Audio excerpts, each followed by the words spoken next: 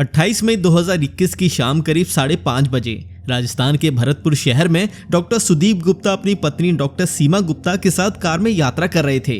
Doctor सीमा सामने वाली seat पर बैठी हुई थी। जब वे अपने घर से लगभग 700 मीटर की दूरी पर थे, तभी गेट के पास अचानक एक मोटरसाइकिल पर दो युवक तेजी से ओवरटेक करते हुए उनकी कार के सामने आ गए। सड़क के बीच में बाइक अचानक रुक गई, जिससे डॉक्टर सुदीप गुप्ता को ब्रेक लगाकर अपनी कार रोकनी पड़ी। डॉक्टर सुदीप को कुछ समझने का मौका मिलने से पहले ही दोनों युवक बाइक से उतरकर कार की ड्राइविंग सीट के पास आ गए। उनमें से एक युवक ने अपने चेहरे पर लाल रंग का गमछा बांधा हुआ था, जबकि दूसरे युवक ने ना तो कोई कपड़ा बांधा था और ना ही हेलमेट पहना हुआ था। डॉक्टर सुदीप उन दोनों युवकों को पहचान नहीं सके। कार के सामने इस तरह बाइक लगाने की वजह जानने के लिए डॉक्टर सुदीप ने अपनी कार का शीशा नीचे किया। डॉक्टर सुदीप उन युवकों से कोई सवाल पूछे इससे पहले ही मुंह पर गमछा बांधे एक युवक ने पिस्टल निकालकर बिना कुछ कहे और बिना कुछ पूछे डॉक्टर सुदीप की कनपट्टी में गोली उतार दी। डॉक्टर सुदीप के पास आगे की सीट पर बैठी डॉक्टर सीमा भी जब तक कुछ समझ पाती, इससे पहले ही उस युवक ने उसे भी गोलियों से भून दिया। इसके बाद सड़क से गुजर रहे लोगों को डराने के लिए उन्होंने पिस्टल से हवाई फायरिंग की। फिर वो दोनों बाइक पर सवार होकर भागने लगे, लेकिन हड़बड़ाहट के कारण उनकी बाइक स्टार्ट नहीं हो रही थी। इस पर गोलियां चलाने वाले युवक ने धक्का लगाया तो बाइक स्टार्ट हो गई। इसके बाद वो दोनों यू टर्न लेकर वापस पीछे की ओर भाग गए। गोली लगने से डॉक्टर सुदीप और उनकी पत्नी डॉक्टर सीमा की मौके पर ही मौत हो गई थी। शहर के सबसे प्रमुख रोड पर दिन दहाड़े हुई इस वारदात के समय सड़क के दोनों ओर वाहन लगातार आ जा रहे थे, लेकिन किसी ने भी ना तो उन बदमाशों को रोकने की हिम्मत जुटाई और ना ही उनका पीछा किया। इसलिए वो दोनों युवक जिस तरह से आए थे उसी तरह भाग गए। लेकिन ये वारदात घटना स्थल के आसपास लगे सीसीटीवी कैमरे में कैद हो गई थी।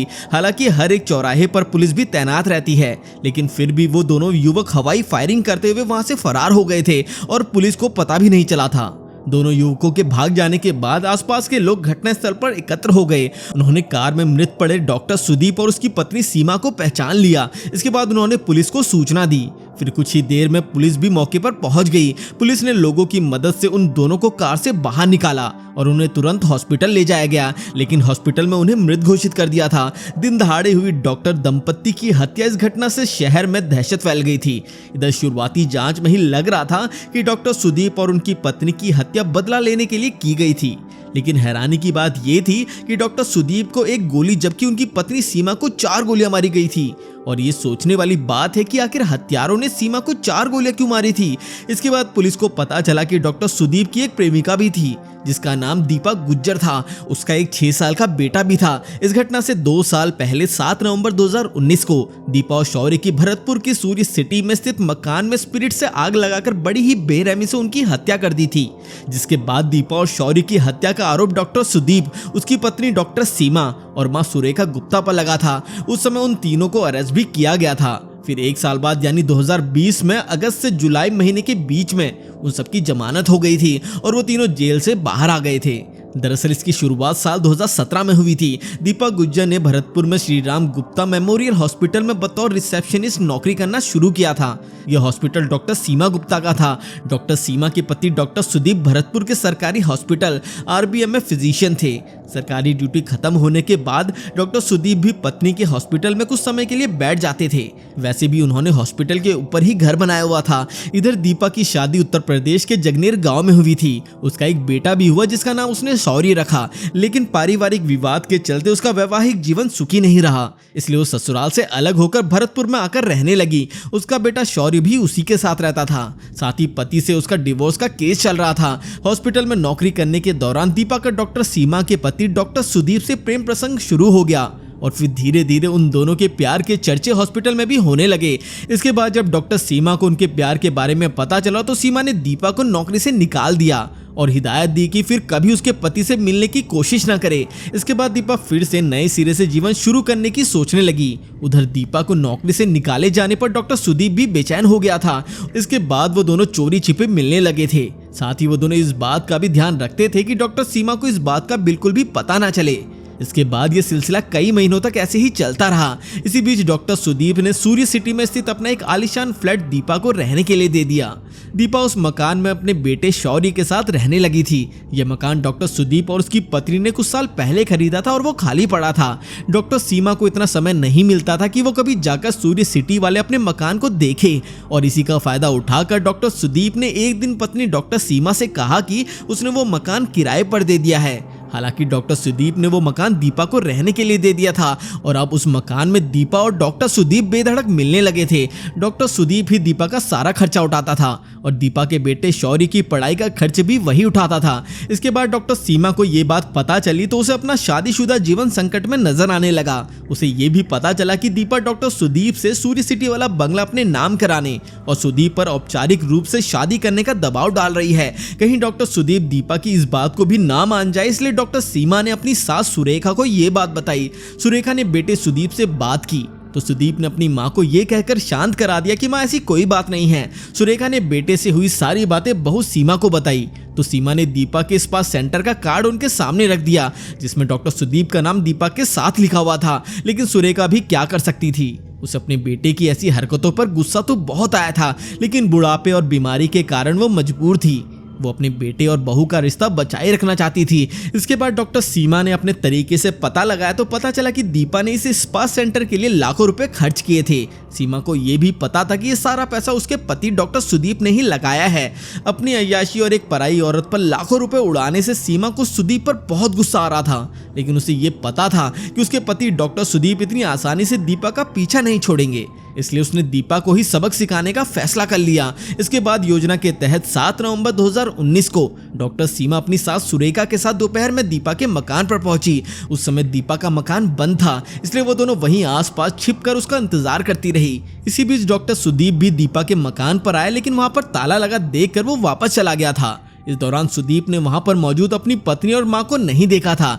इसके बाद शाम के करीब 4 बजे के समय दीपा घर पर पहुंची और कुछ देर बाद उसका बेटा शौर्य भी आ गया। इसके बाद डॉक्टर सीमा और सुरेखा उसके मकान पर गई।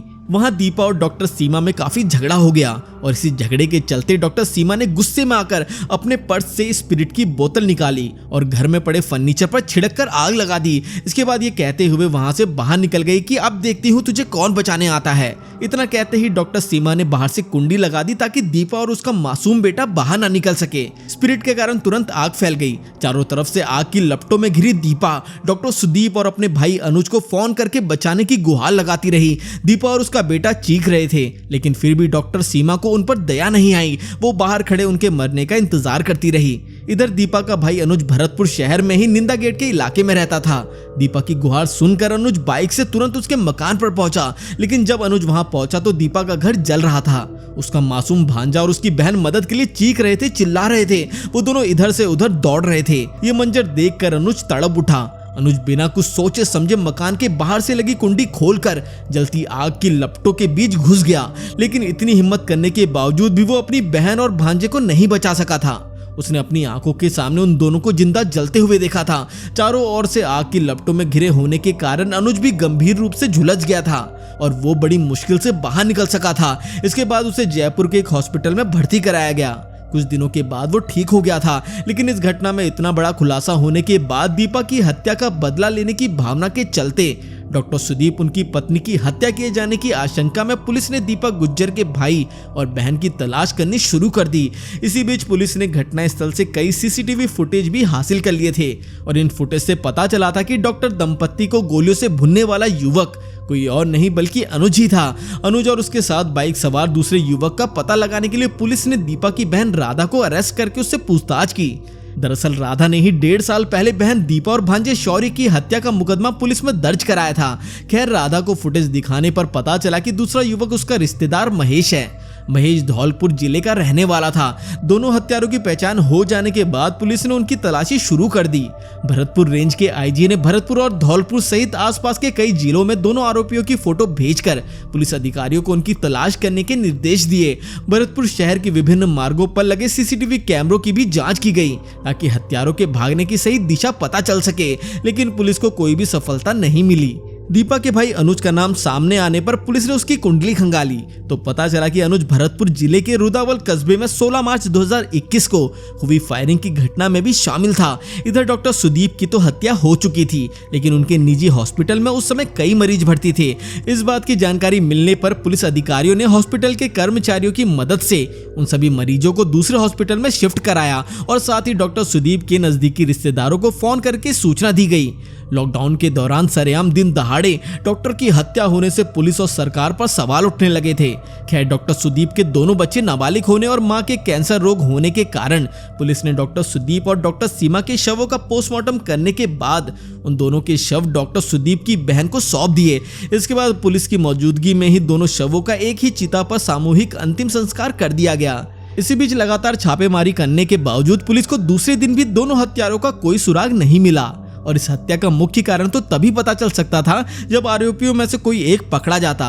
इधर पुलिस आरोपियों के रिश्तेदारों और परिचितों से पूछताछ कर रही थी और उनके मोबाइल फोन भी ट्रेस कर रही थी। और फिर तीसरे दिन यानी 30 मार्च 2021 को पुलिस ने इस मामले में भरतपुर के रहने वाले दौलत और धौलपुर जिले के रहने वाले निर्भान सिंह को अरेस्ट कर लिया।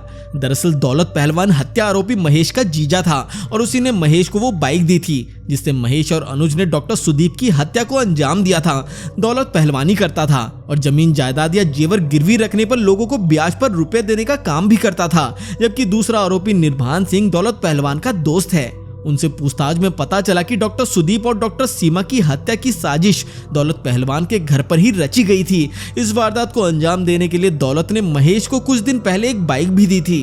वारदात के समय महेश ही बाइक चला रहा था क्योंकि वो दोनों बदमाश थे और आरोपियों के सारे दांव पेच के साथ साथ पुलिस से बचने के रास्ते भी जानते थे। पुलिस को डॉक्टर सुदीप की हत्या के मुख्य कारण के बारे में ये पता चला था कि दीपा का भाई अनुज जब भी डॉक्टर सुदीप और डॉक्टर सीमा को देखता था तो उसका खून खौल उठता था, वो बदले की आग में जलता रहता था। अनुज अपनी बहन और भांजे के जलने के दृश्य को याद करके बौखला जाता था। इधर डॉक्टर सुदीप उसकी पत्नी सीमा जमानत पर बाहर तो आ गए थे, लेकिन फिर भी ये मामला कोर्ट में चल रहा था। उसी दौरान इस मामले में राजीनामे की बात चलने लगी, लेकिन जब बात नहीं बनी तो बदले की आग में जल रहे अनुज ने इंसाफ मिलने से पहले ही इस मामले का फैसला करने की योजना बनाई। उसने खुद ही डॉक्टर सुदीप और डॉक्टर सीमा की खौफनाक मौत का प्लान बनाया था। इस काम में उसने अपने दोस्त धौलपुर के रहने वाले महेश को भी शामिल कर लिया था। इसके बाद महेश के जीजा दौलत पहलवान की बाइक लेकर महेश और अनुज भरतपुर पहुंच गए। हालांकि अनुज तो भरतपुर में ही रहता था और वो डॉक्टर सुदीप की हर एक गतिविधि पर नजर रखता था, लेकिन फिर भी उसने इस घटना को अंजाम देने से पहले कई दिन उसकी रेकी की। फिर जब उसे यकीन हो गया कि डॉक्टर दंपत्ति रोजाना शाम 4:30 बजे से 4:45 बजे के आसपास कार से कहीं जाने के लिए निकलते हैं, तब उसने 8 मई को अपने दोस्त महेश को साथ लिया और बाइक पर सवार होकर उन दोनों ने डॉक्टर सुदीप की कार को रोक लिया और बड़ी फुर्ती से पिस्टल निकालकर उन दोनों को गोलियों से भून दिया।